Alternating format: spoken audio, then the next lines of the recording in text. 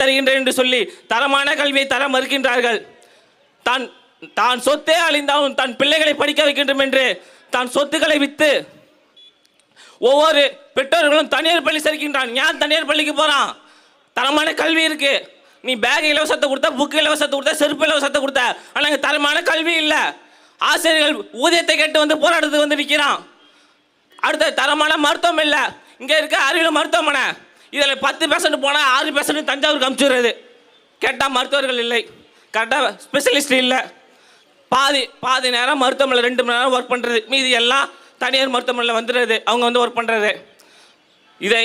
இதை வேண்டும், இதை தடுக்க வேண்டும். இவர்கள் போல ஊழற்ற ஆட்சியை தடுக்க வேண்டும். எங்கே போனாலும் ஊழல், லஞ்சம். கீழே கிளை செயலாளர் கொண்டு முதலமைச்சர் வரை லஞ்சம் கேட்கின்றான். நீங்களும் வாக்கு கொடுத்து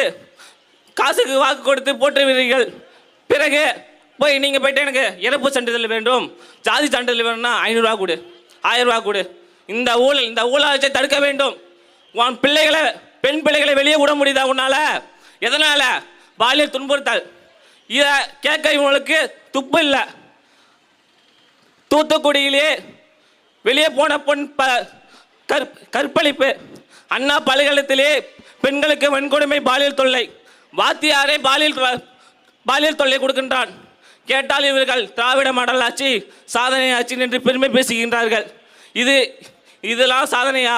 இங்கே வெறும் மாடல் மட்டும்தான் உள்ளது, செயல் எதுவுமே இல்லை.